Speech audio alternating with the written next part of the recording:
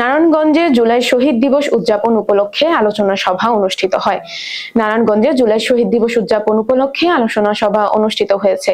আজ বুধবার 16 জুলাই বিকেলে নারায়ণগঞ্জ জেলা প্রশাসকের সম্মেলন কক্ষে এই সভা অনুষ্ঠিত হয়।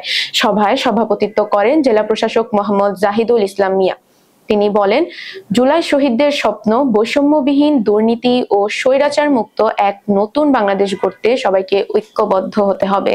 তাদের আত্মত্যাগের বিনিময়ে পাওয়া এই সুযোগকে কাজে লাগাতে সবাইকে ঐক্যবদ্ধভাবে কাজ করতে হবে।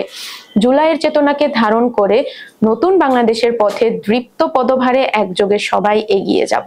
অতিরিক্ত জেলা প্রশাসক সার্বিক মোহাম্মদ আলমগীর হোসাইনের সঞ্চালনায় বক্তব্য রাখেন civil surgeon doctor AFM Moshiur Rahman, মহানগর বিএনপির সদস্য সচিব আবু আল ইউসুফ খান টিপু, বাংলাদেশ জামায়াতে ইসলামীর কর্ম পরিষদ সদস্য মাওলানা মাইনুদ্দিন, নারায়ণগঞ্জ জেলা বিএনপির যুগ্ম আহ্বায়ক মাসুকুল ইসলাম রাজীব, মহানগর জামায়াতে ইসলামীর আমির মাওলানা আব্দুল জব্বার, ইসলামী আন্দোলনের সভাপতি মাসুম বিল্লাহ, জেলা জনসংহতির সভাপতি তরিকুল সুজন, জেলা প্রাণী সম্পদ কর্মকর্তা ডাক্তার মোহাম্মদ আব্দুল মান্নান মিয়া, শহীদ আদিল, সরকারি তোলারাম কলেজ ছাত্রদল নেতা ফারুক খান, নারায়ণগঞ্জ জেলা বৈষম্য বিরোধী ছাত্র আন্দোলনের সদস্য সচিব জাবেদ আলম, সহকারী খাদ্য নিয়ন্ত্রক ভারপ্রাপ্ত আরিফ মোহাম্মদ।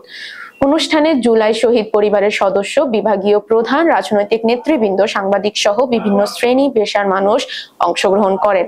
জুলাই শহীদদের আত্মার মাগফিরাত ও আহতদের সুস্থতা কামনা করে বিশেষ মোনাজাত করা হয়।